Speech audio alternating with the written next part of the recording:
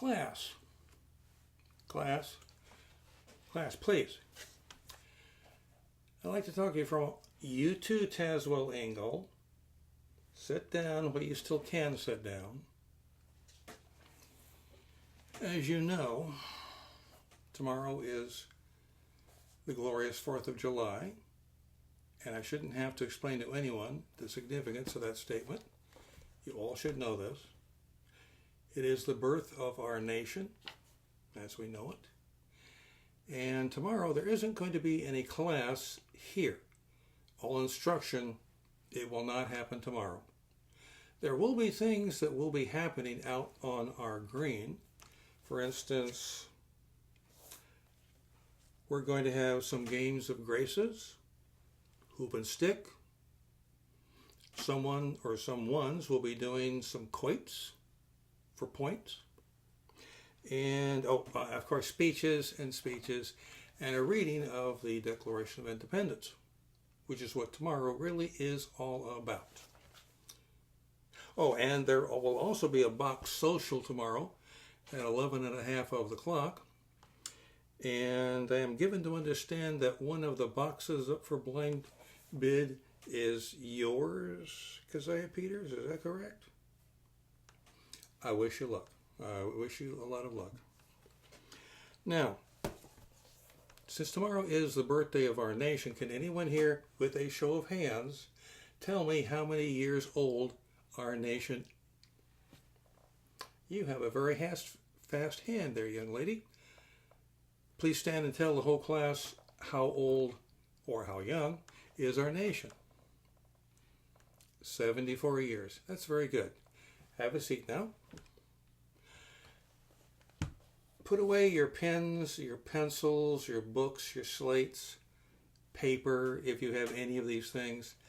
There's something of some importance that I'd like to talk to you about, and it has really nothing to do with schooling, although it is for education. The Declaration of Independence, our Declaration of Independence, 74 years tomorrow, owes its existence to patriots and founding fathers who laid the groundwork, the foundation, if you would, for the Declaration to even exist. And that's what I'd like to talk to you about today. Before the Declaration ever was the Declaration, there were other documents that preceded it that essentially helped for the creation of it. And I'd like to tell you about them before I'll let you go home early. But don't worry, I'm sure you'll be back tomorrow out in the green playing games, quoits and all that. Games of graces. Now, in June of 1776, the state, well, it was the colony at the time, Virginia, passed what was known as the Virginia Declaration of Rights. That was before our country existed. It was in June of 1776. And of course, we didn't exist as a nation until the very next month. Well, it had a great influence on the existence of our nation, particularly the existence of the Declaration of Independence. I'd like to read a few sections for you. Not the entire thing, it's quite lengthy, but there are some important parts which I think you should all be made aware of. Section 2, that all power is vested in and consequently derived from the people. That magistrates are the trustees and servants and at all times amenable to them. Section 3, that government is or ought to be instituted for the common benefit, protection, and security of the people, nation, or community. Of all the various forms and modes of government, that is best which is capable of producing the greatest degree of happiness and safety, and is most effectually secured against the danger of maladministration. And that when any government shall be found to be inadequate or contrary to these purposes, a majority of the community has an indubitable, inalienable, and indefeasible right to reform, alter, or abolish it, in such a manner as shall be judged most conducive to the public weal. Section 7. That all power of suspending laws, or the execution of laws by any authority, without consent of the representatives of the people, is injurious to their rights and ought not to be exercised. Section 12. That the freedom of the press is one of the great bulwarks of liberty, and cannot ever be restrained except by despotic governments. Section 15. That no free government or the blessings of liberty can be preserved to any people, but by a firm adherence to justice, moderation, temperance, frugality, and virtue, and by frequent recurrence to fundamental principles. That was parts of the Virginia Declaration of Rights. And there's a second document. It was a resolution to the colony of Virginia. Remember, June 1776, and really all time prior to July and the adoption of our Declaration of Independence, were colonies, but not for much longer. A resolution to the colony of Virginia, introduced on May 15, 1776, instructed the Virginia delegates to the Continental Congress. They were meeting up at Independence Hall in Philadelphia. The resolution declared that the delegates to the Continental Congress should be authorized to submit to them a resolution. And it said, resolved. This is Richard Henry Lee making the proposal on behalf of the entire Virginia delegation to the Continental Congress. Resolved that these united colonies are, and of right ought to be, free and independent states, that they are absolved from all allegiance to the British Crown, and that all political connection between them and the state of Great Britain is and ought to be totally dissolved. And from that,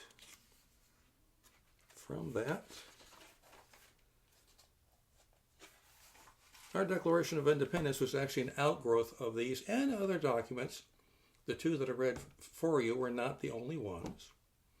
There's a third one, and it has a bit of a personal connection to myself. It is this copy of Common Sense by Thomas Paine, which was written in January of 1776. Again, we are all colonies, not an independent nation. And it has a connection that's personal to me because my grandfather, who served in the Continental Army during our War of Independence, he had this with him. I found it amongst his things after he had passed. It was inside his haversack. And as the title suggests, Common Sense, I thought it appropriate that I read some from this to you. Not the entire thing, because it's rather long and we will be here for quite some time. But from the introduction to it, it reads, and I'm quoting again from Thomas Paine, "The cause of America is a great measure the cause of all mankind. Many circumstances hath and will arise, which are not local but universal.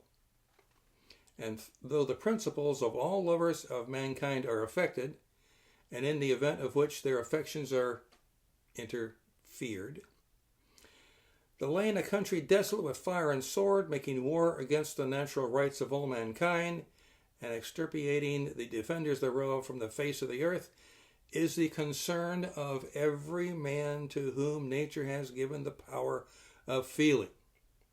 And that is from the introduction. From there we get to the real body of it. And on one of these pages we have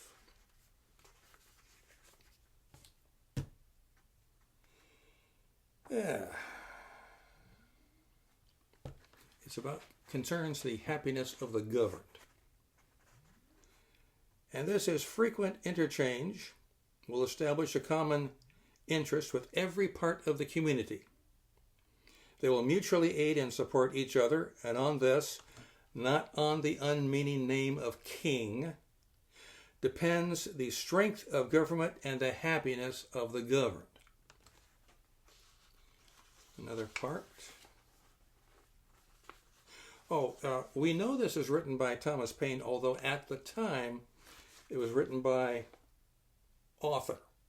His name was not attributed to this in the original publication, but it came out, as all things usually do, that Thomas Paine was the author of Common Sense. And I draw my idea from the form of government from a principle in nature which no art can overturn, that the more simple anything is, the less liable it is to be differentiated and the easier repaired when disordered. Makes sense to me.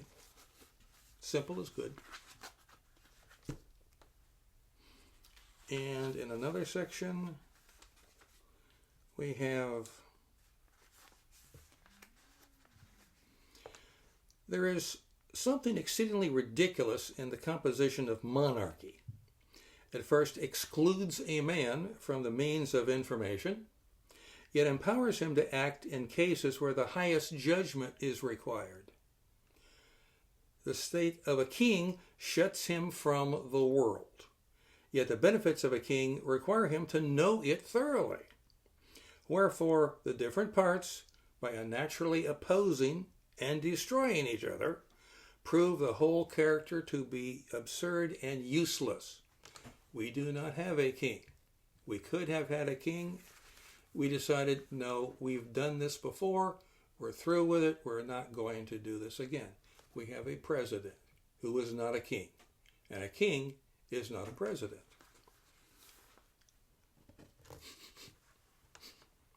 I think I smell, yep, I do. That skunk, he's around, or she is around somewhere. Be very careful. And one more passage we have. Mankind, being originally equals in the order of creation, the equality could only be destroyed by some subsequent circumstance. The disaffections of rich and poor, in a great measure, may be accounted for, and that without knowing or having recourse to the harsh, ill-founding names of oppression and avarice, oppression is often the consequence, but seldom or never the means of riches. And though avarice will preserve a man from being magnificently poor, it is generally makes him too timorous to be wealthy. There's one more little section here, and then it's probably time to end class for the day. We have another evil which attends hereditary perfection. It's a little hard to read. They use certain words and phrases that in our more modern times we're not exactly accustomed to. Another evil which attends is that the throne is subject to be proffered by a minor at any age, all which time the regency, acting under the cover of a king, have every opportunity and inducement to betray their trust. The same national misfortune happens when a king, worn out with age and infirmity, enters the last stages of human weakness. In both these cases, the public becomes a prey to every miscreant who can tamper successfully with the follies either of age or infancy. There's a great deal more, all of it important in my way of thinking. If any of you wish to read this, I'll gladly let you borrow it so that you can read it. Be very careful with it. As I said, it is my grandfather's. and there's only one of a kind of his.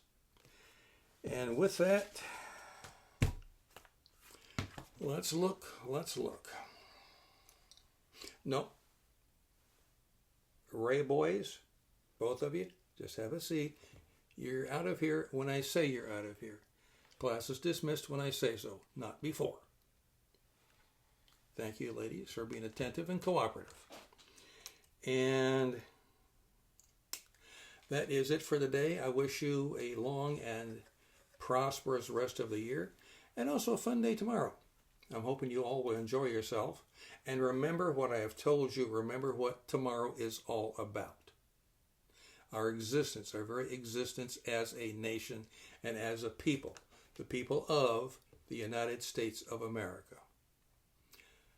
Girls, boys sit. Girls, as always, you leave first. Stay seated until they all leave.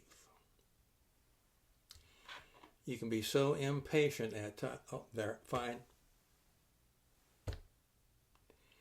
Enjoy yourselves. We'll see you all tomorrow for, I understand, there's going to be a reading of the Declaration tomorrow.